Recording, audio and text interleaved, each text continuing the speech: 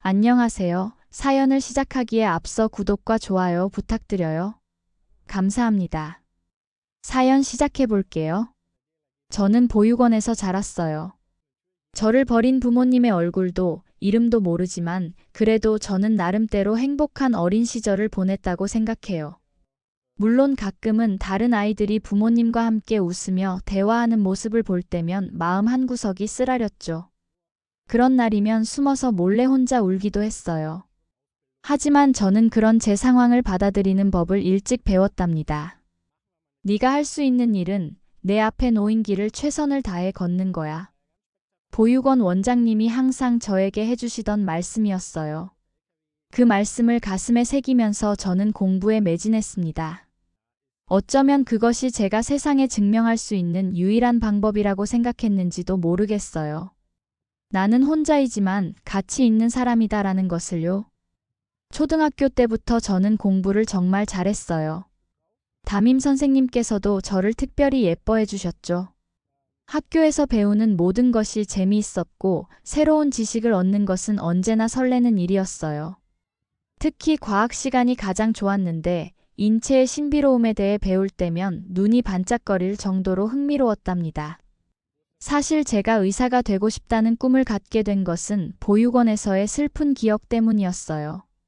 저에게는 지민이라는 친한 친구가 있었는데 그 아이는 선천적으로 몸이 약했어요.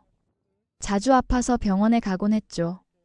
지민이가 아픈 모습을 볼 때마다 마음이 아팠는데 어느 날 갑자기 쓰러져 병원으로 실려갔어요. 그리고 그 후로 지민이를 다시는 볼 수 없었죠. 왜 의사 선생님들은 지민이를 살릴 수 없었을까? 어린 마음에 이해할 수 없었어요. 그때부터 저는 아픈 사람들을 치료해주는 의사가 되겠다고 마음먹었던 것 같아요. 누군가의 소중한 사람을 지켜주는 그런 사람이 되고 싶었거든요. 중학교에 들어가서도 저는 전교 1등을 놓친 적이 없었어요. 다른 친구들은 학원을 다니고 과외를 받았지만 저는 그럴 형편이 되지 않았죠. 그래서 더 열심히 했어요. 도서관에서 밤늦게까지 공부하고 모르는 것이 있으면 선생님들께 질문하고 인터넷으로 관련 자료를 찾아보면서 스스로 공부하는 방법을 터득했어요. 고등학교 때도 마찬가지였어요. 특히 제 담임 선생님께서는 저를 정말 아껴주셨어요. 선생님께서는 제가 보육원에서 잘한다는 것을 아셨기 때문인지 특별히 더 신경을 써주셨던 것 같아요. 단순히 학업적인 조언만 해주신 것이 아니라 제 인생의 버팀목이 되어주셨죠. 처음 김지영 선생님을 만난 건 고등학교 1학년 첫날이었어요. 담임 선생님으로 교실에 들어오신 그분은 따뜻한 미소를 지으며 학생들 한 명 한 명을 바라보셨죠. 저는 왠지 모르게 그 시선이 저에게 머물렀을 때 특별한 따뜻함을 느꼈어요. 그날 방과 후 선생님께서는 저를 교무실로 불러주셨어요. 민지야, 내 생활기록부를 봤는데 정말 놀라웠어. 이렇게 어려운 환경에서도 항상 최선을 다하는 모습이 정말 대단하구나. 처음으로 누군가가 제 배경을 언급하면서도 동정이 아닌 진심 어린 존경을 표현해 주셨어요. 그때부터 김지영 선생님은 저에게 특별한 존재가 되었죠. 매주 수요일 방과 후에는 선생님과 함께 차를 마시며 이야기를 나누는 시간이 있었어요. 처음에는 공부와 진로에 관한 이야기로 시작했지만 점차 제 개인적인 고민이나 꿈에 대해서도 나누게 되었죠. 선생님은 항상 제 이야기를 진지하게 들어주셨어요. 민지야, 넌 정말 대단한 아이야. 네가 있는 곳이 중요한 게 아니라 네가 어떤 사람인지가 중요한 거야. 선생님의 그 말씀이 저에게는 큰 위로가 되었어요. 학교에서 어떤 문제가 생기거나 고민이 있을 때면 언제나 선생님께 털어놓았고 그럴 때마다 선생님은 올바른 선택을 할 수 있도록 도움을 주셨어요. 2학년 때 제가 의대 진학을 결심했을 때도 선생님은 큰 힘이 되어주셨어요. 주변 친구들이나 다른 선생님들은 의대에 간다고 학비가 엄청날 텐데 라는 의아한 시선을 보냈지만 김지영 선생님만은 달랐죠. 선생님은 제게 의학 관련 책을 빌려주시고 주말에 의학 특강을 들으러 갈 수 있게 알려주시기도 했어요. 3학년이 되어 입시 준비가 본격화되었을 때 선생님은 더욱 적극적으로 저를 도와주셨어요. 겨우 1학년 때에만 담임 선생님이셨는데 제가 3학년 때까지도 특별히 저를 신경 써 주신 것 같아요. 제가 학교 도서관에서 밤늦게까지 공부할 때면 종종 간식을 가져다 주시기도 했고 수업이 끝난 후에도 남아서 제가 이해하지 못한 부분을 알려주셨죠. 선생님은 제게 진로 상담뿐만 아니라 인생 상담까지 해주셨어요. 저는 선생님께 보육원에서의 외로웠던 기억, 친구들 사이에서 느꼈던 소외감, 그리고 불안한 미래에 대한 두려움까지 모두 털어놓을 수 있었죠. 선생님은 그런 제 이야기를 항상 진지하게 들어주셨고 공감해 주셨어요. 민지야, 살다 보면 우리가 통제할 수 없는 일들이 많아. 하지만 그런 상황에서도 네가 어떤 사람이 될지는 너 자신이 결정하는 거야. 넌 지금까지 정말 훌륭하게 해왔어. 선생님은 저에게 그냥 선생님이 아니었어요. 든든한 버팀목, 때로는 인생의 길잡이 같은 존재였죠. 우리 사이는 점점 더 깊어졌어요. 선생님은 제게 가끔 개인적인 이야기도 들려주셨죠. 어렸을 때부터 교사가 되고 싶었던 꿈, 남편분과의 사랑 이야기, 아들에 대한 자랑과 걱정까지. 그런 이야기를 들으며 저는 선생님을 한 인간으로서 더 깊이 이해하게 되었어요. 하지만 그런 행복한 시간도 오래가지 못했어요. 고등학교 3학년 입시를 앞둔 중요한 시기에 갑자기 김지영 선생님께서 휴직을 하신다는 소식을 들었어요. 개인 사정이라고만 하셨는데 그 소식을 듣는 순간 가슴이 철렁 내려앉는 느낌이었어요. 선생님이 계시지 않는 학교 생활이 상상이 되지 않았거든요. 그날 저는 수업이 끝나자마자 교무실로 달려갔어요. 선생님은 책상을 정리하고 계셨죠. 저를 보시고는 미소를 지으셨지만 평소와는 다른 쓸쓸한 미소였어요. 선생님, 정말 가셔야 해요? 목이 메어 말을 잇지 못했어요. 눈물이 하염없이 흘러내렸죠. 선생님은 주변 교무실 선생님들의 시선을 의식하시고 저를 복도로 데리고 나가셨어요. 민지야, 내가 지금 몸이 좀 안 좋아서 잠시 치료를 받아야 해. 너도 알다시피 입시는 너의 노력이 가장 중요한 거야. 선생님이 없어도 넌 충분히 잘 해낼 수 있어. 그때 처음으로 선생님의 얼굴이 얼마나 창백해 보이는지, 눈 밑에 그늘이 얼마나 짙게 내려앉았는지 알아차렸어요. 선생님이 아프다는 사실에 더 큰 충격을 받았죠. 선생님, 많이 아프신 거예요? 그럼 저는 어떻게? 선생님 없이 어떻게? 선생님은 미안한 표정으로 저를 꼭 안아주셨어요. 민지야, 정말 미안해. 하지만 선생님이 꼭 가야 하는 이유가 있어. 걱정하지 마. 넌 충분히 잘할 수 있어. 그리고 언젠가 우리 꼭 다시 만날 거야. 약속할게.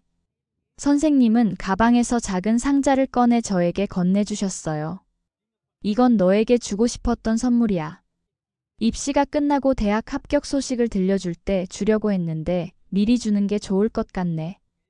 상자 안에는 작은 은색 펜던트가 들어있었어요. 항상 자신을 믿으렴. 네가 얼마나 대단한 사람인지 기억하고. 그 말을 남기고 선생님은 떠나셨어요. 그날 이후로 선생님의 소식은 들을 수 없었죠. 그 펜던트는 제가 가장 힘들 때마다 꼭 쥐고 있던 보물이 되었어요. 선생님의 말씀대로 저는 혼자서도 잘 해냈어요.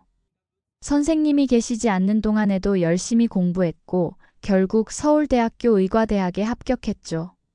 합격 소식을 들었을 때 제일 먼저 선생님께 알려드리고 싶었지만 연락처를 알 수 없어서 그러지 못했어요. 그래도 마음속으로는 선생님께 감사의 마음을 전했답니다. 선생님께서 제가 공부하는 방향을 잘 잡아주셨기 때문에 이런 결과를 얻을 수 있었다고 생각했거든요. 저는 융통성 없이 공부하는 편이었는데 선생님은 항상 넓은 시각으로 생각하라고 조언해 주셨어요. 대학 생활은 정말 바빴어요. 의대 공부는 생각했던 것보다 훨씬 더 어려웠지만 제 꿈을 이루기 위해 하루하루 최선을 다했어요. 밤늦게까지 해부학 공부를 하고 실습을 준비하면서 의사가 되기 위한 길을 한 걸음씩 걸어갔죠. 그렇게 시간이 흘러 어느덧 졸업을 앞두게 되었어요. 그러던 어느 날 대학 친구인 수연이의 부탁으로 소개팅에 나가게 되었어요. 사실 그 흔한 소개팅 한 번 나가본 적이 없었는데 그날은 어쩐지 수연이의 간절한 부탁을 거절할 수 없었어요. 그렇게 저는 지금의 남편을 만나게 되었죠. 처음 본 순간 그의 훤칠한 외모에 마음이 조금 설렜어요. 그리고 자상하고 지적인 모습이 좋았죠. 그날 우리는 이야기를 정말 많이 했어요. 그는 제 이야기를 진심으로 들어주었고 저 또한 그의 이야기에 귀 기울였어요. 소개팅이 끝난 후에도 우리는 연락을 주고받았고 그렇게 자연스럽게 연애를 시작하게 되었어요.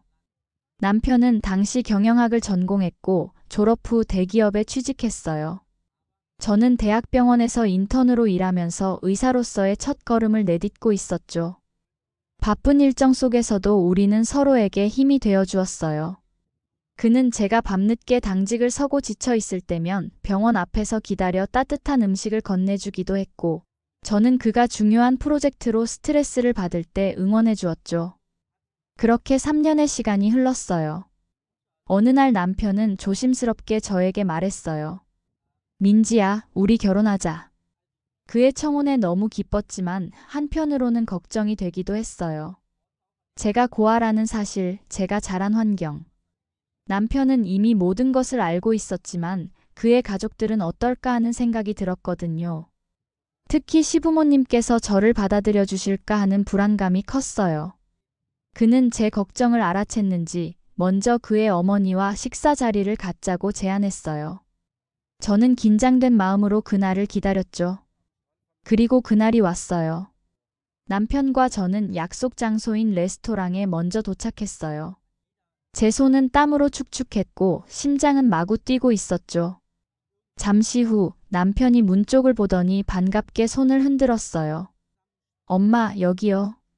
저는 고개를 들어 윤재의 어머니를 바라보았고 그 순간 숨이 멎는 것 같았어요. 그분은 다름 아닌 김지영 선생님이셨어요. 제 고등학교 담임 선생님, 제 인생의 멘토셨던 그분이 바로 남편의 어머니셨던 거예요. 선생님? 제 목소리는 떨리고 있었어요. 선생님도 저를 알아보시고는 놀란 표정을 지으셨어요.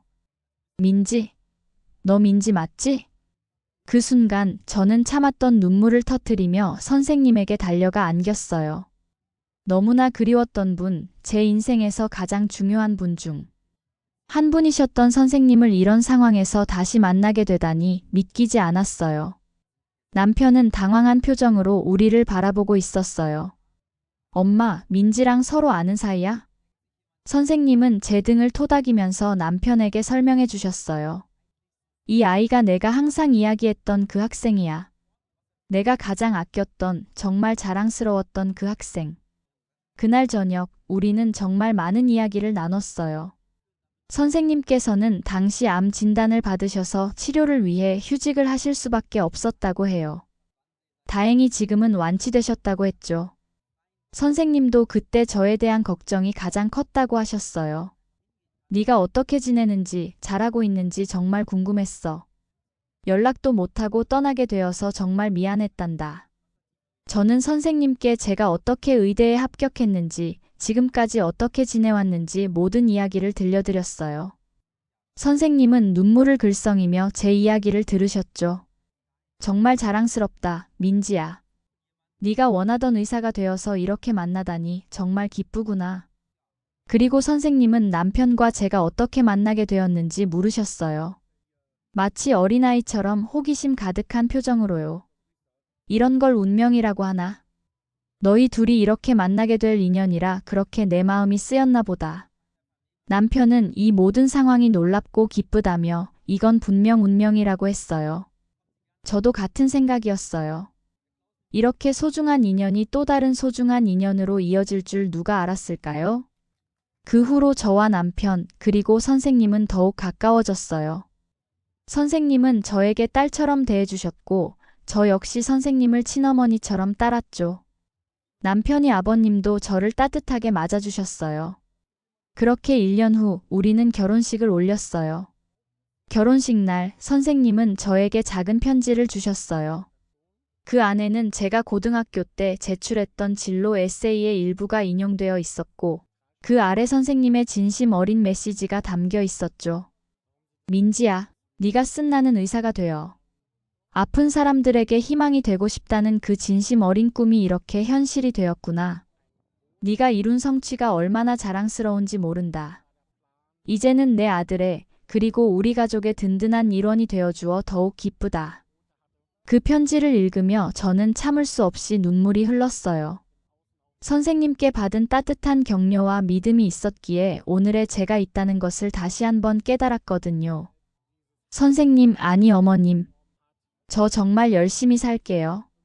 선생님처럼 누군가에게 희망이 되는 사람으로 살아갈게요.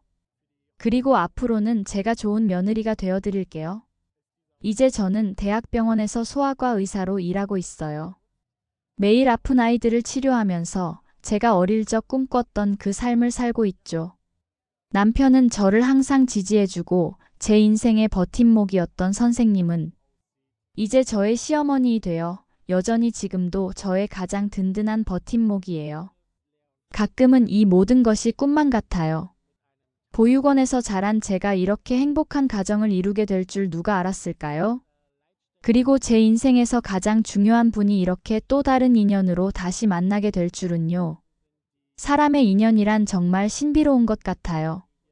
우리는 모르는 사이에도 서로 연결되어 있고 언젠가는 그 인연의 끈이 우리를 다시 이어주는 것 같아요.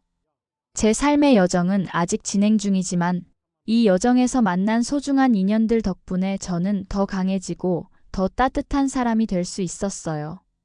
이제는 저도 누군가에게 김지영 선생님 같은 존재가 되고 싶어요. 누군가의 인생의 작은 빛이 되어 그 사람이 자신의 길을 찾아갈 수 있도록 도와주는 그런 사람이요. 그것이 제가 받은 사랑을 세상에 되돌려주는 방법이라고 생각해요. 오늘도 저는 감사한 마음으로 하루를 시작합니다. 예상치 못했던 인연들이 만들어준 이 행복한 삶에 감사하면서요. 그리고 언젠가 또 어떤 놀라운 인연이 저를 기다리고 있을지 설레는 마음으로 앞으로 나아갑니다. 제 긴 이야기를 끝까지 들어주셔서 감사합니다. 구독과 좋아요, 알림 설정까지 잊지 마세요. 안녕하세요. 사연을 시작하기에 앞서 구독과 좋아요 부탁드려요. 감사합니다. 사연 시작해 볼게요. 저는 남들이 부러워할 만한 가정 환경에서 자랐어요.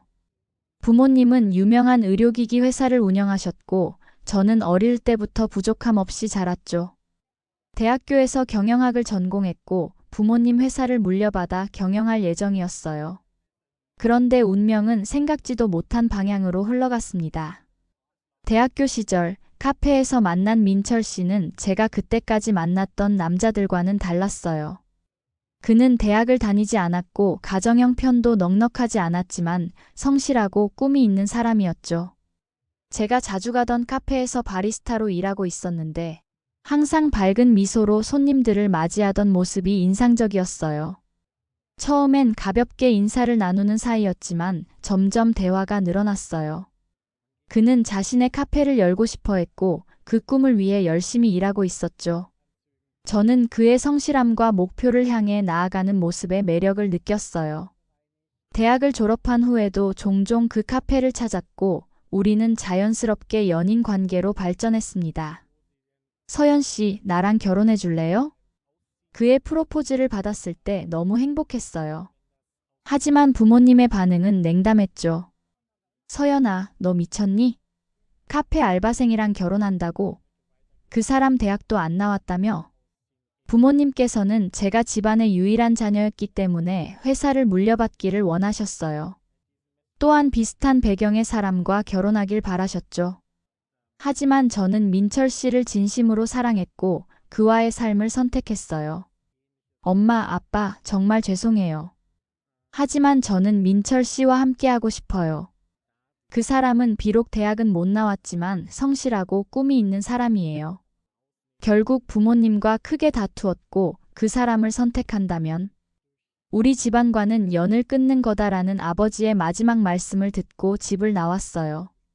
그때는 몰랐어요. 그 선택이 제 인생을 어떻게 바꿔놓을지. 우리는 작은 결혼식을 올렸어요. 부모님은 오시지 않았죠. 민철 씨의 가족들이 따뜻하게 저를 맞아주셨지만 마음 한구석은 텅 빈 것 같았어요. 그래도 새로운 시작에 대한 희망과 설렘으로 가득 찼었죠. 결혼 첫 해는 정말 행복했어요. 민철 씨는 카페에서 경력을 쌓으며 자신의 가게를 열기 위해 돈을 모으고 있었고, 저도 작은 회사에서 일하며 살림을 꾸렸어요. 그리고 결혼 1년 만에 아들 유준이가 태어났어요. 아이를 안았을 때 느낀 그 행복감은 이루 말할 수 없었어요. 작고 여린 그 아이는 제 인생의 전부가 되었죠. 우리 유준이, 엄마가 세상에서 제일 행복하게 해줄게. 그 약속을 지키기 위해 저는 직장을 그만두고 전업주부가 되었어요. 아들을 키우며 행복한 가정을 꾸리는 것이 제 꿈이었으니까요. 하지만 유준이가 돌이 지나갈 무렵 민철 씨가 조금씩 변하기 시작했어요. 처음에는 단순히 일이 바빠서 늦게 들어온다고 생각했어요. 하지만 점점 늦은 귀가는 더 심해졌고, 어느 날 술에 취해 들어온 그에게서 향수 냄새가 났어요. 그때 직감적으로 알았죠. 무언가 잘못되고 있다는 것을. 민철 씨, 우리 좀 이야기해요. 대화를 시도했지만 그는 점점 저를 피했어요. 그러던 어느 날 그가 집에 들어오지 않았어요. 하루가 지나고 이틀이 지나도 연락이 없었죠. 걱정과 불안 속에서 경찰에 신고할까 고민하던 차에 그에게서 문자가 왔어요. 미안해. 나 지금 좀 곤란한 상황이야. 빚이 좀 있어. 충격이었어요. 며칠 후 그가 집에 돌아왔을 때 모든 사실을 털어놓더군요. 도박에 빠져 빚을 진 것이었어요. 그의 얼굴은 her숙하고 지쳐 있었죠. 얼마나 되는데요? 2천만 원 정도. 숨이 막혔어요. 그 돈이면 우리 집 보증금의 절반이 넘는 금액이었으니까요. 그날 밤 많은 이야기를 나눴고 그는 다시는 도박을 하지 않겠다고 약속했어요. 저는 믿고 싶었어요. 우리 가정을 지키고 싶었으니까요. 하지만 그 약속은 오래가지 않았어요. 몇 개월 후 더 큰 빚이 생겼고 결국 우리는 보증금을 빼서 빚을 갚아야 했어요. 더 좁은 집으로 이사를 가게 되었죠. 그래도 저는 포기하지 않았어요. 민철 씨가 도박 중독 치료를 받도록 도왔고 가정을 지키기 위해 최선을 다했어요. 하지만 치료는 성공적이지 않았어요. 민철 씨는 점점 더 깊이 도박에 빠져들었고 집에도 잘 들어오지 않았어요. 그리고 어느 날 저는 그가 다른 여자와 함께 있는 모습을 우연히 보게 되었죠. 남편의 외도를 확인한 순간 무너져 내리는 것 같았어요. 우리 이제 헤어져요. 긴 대화 끝에 우리는 이혼을 결정했어요. 3살이 된 유준이는 제가 키우기로 했죠. 민철 씨는 양육비도 제대로 주지 않았고 점점 연락도 끊겼어요. 결국 저는 혼자서 아이를 키우는 싱글맘이 되었습니다. 부모님께 도움을 청할까 생각도 했어요. 하지만 자존심이 허락하지 않았어요. 그리고 무엇보다 저를 받아줄지도 확신할 수 없었죠. 결혼할 때 다시는 우리 집에 오지 마라고 하셨던 아버지의 말씀이 귓가에 맴돌았으니까요.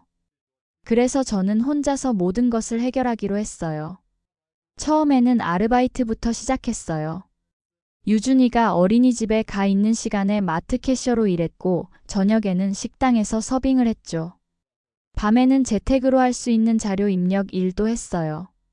잠을 줄여가며 일했지만 그래도 항상 돈이 부족했어요. 엄마, 나 저거 갖고 싶어. 장난감 가게 앞에서 유준이가 말할 때마다 가슴이 아팠어요.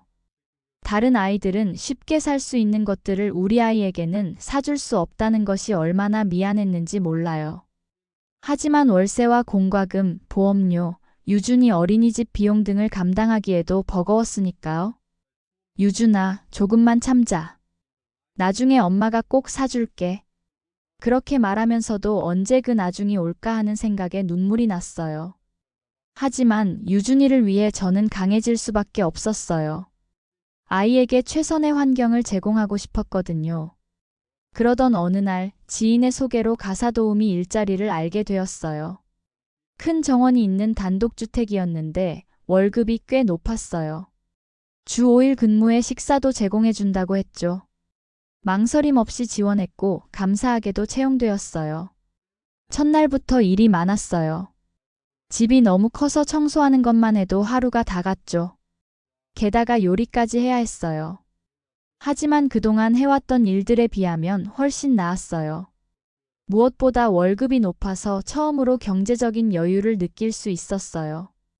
그 집 사모님은 제가 생각했던 것과 달리 정말 따뜻한 분이셨어요.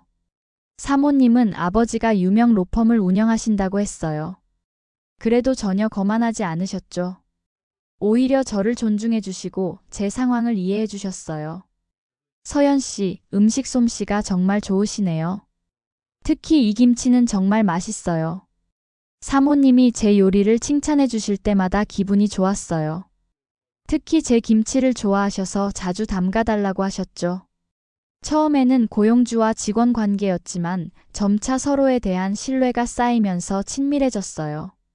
서연 씨, 우리 편하게 지내요. 가끔 혼자 있는 시간이 많아서 대화할 사람이 필요할 때가 있거든요. 어느 날 사모님이 그렇게 말씀하셨어요.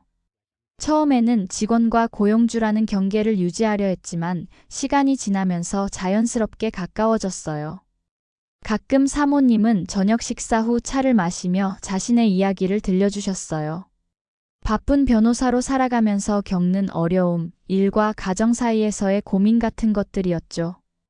저도 점차 마음을 열고 유준이에 대한 이야기, 그리고 제가 겪었던 시간들에 대해 조금씩 나누기 시작했어요. 언니, 정말 대단해요. 그 상황에서 혼자 아이를 키우다니 저라면 못했을 거예요.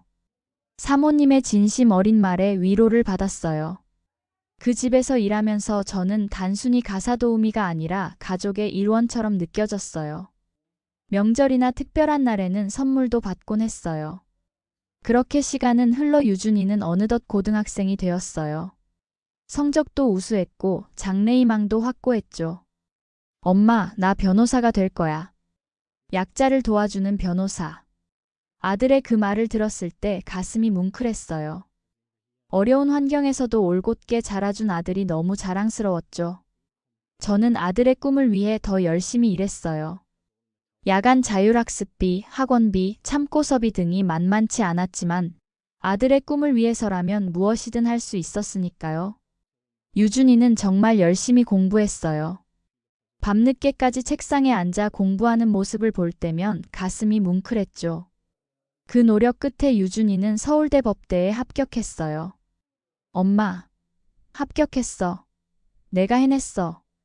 그날 아들이 전화로 합격 소식을 알려줬을 때 저는 일하던 중이었지만 눈물을 참을 수 없었어요. 사모님도 함께 기뻐해 주셨죠.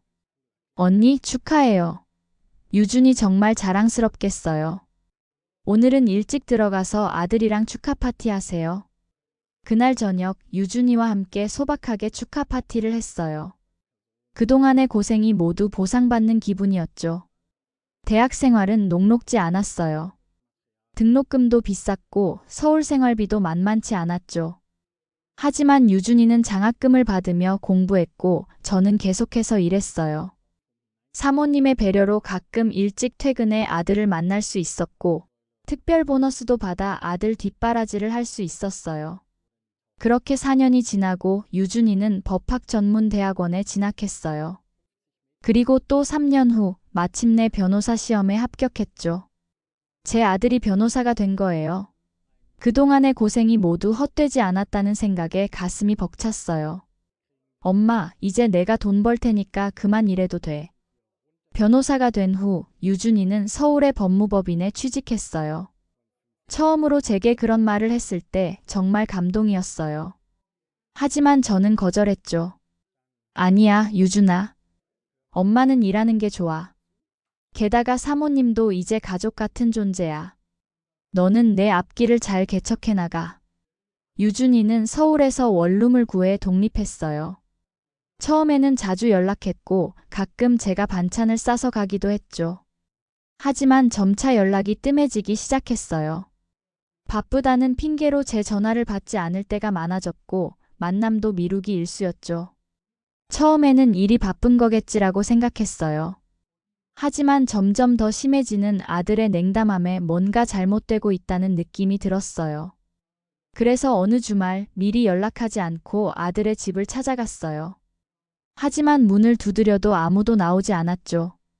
돌아오는 길이 무척 서글펐어요. 그날 이후로 더 자주 연락하려고 했지만 유준이는 점점 더 저를 피했어요. 그리고 어느 날 드디어 유준이가 전화를 받았어요. 하지만 그 통화는 제 가슴에 큰 상처를 남겼죠. 엄마, 사실 내가 지금 결혼을 준비 중이야. 뭐? 결혼? 누구랑? 왜 이제야 말하는 거야? 그게 상대방 부모님이 까다로우셔서. 엄마가 가사 도우미라는 걸 알면 좋을 게 없잖아. 순간 머리를 망치로 맞은 것 같았어요.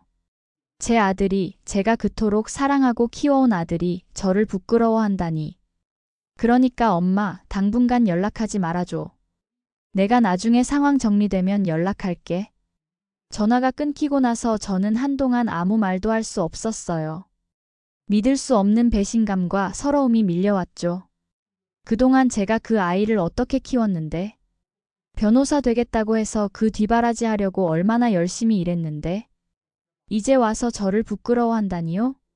그날 이후 저는 아들에게 더 이상 연락하지 않았어요. 아무리 그래도 제 자식인데 마음이 걱정되어 몇 달 후 아들의 집을 다시 찾아갔죠. 하지만 경비 아저씨의 말은 더 큰 충격을 주었어요. 아, 그 집요? 한 달 전에 이사 갔어요.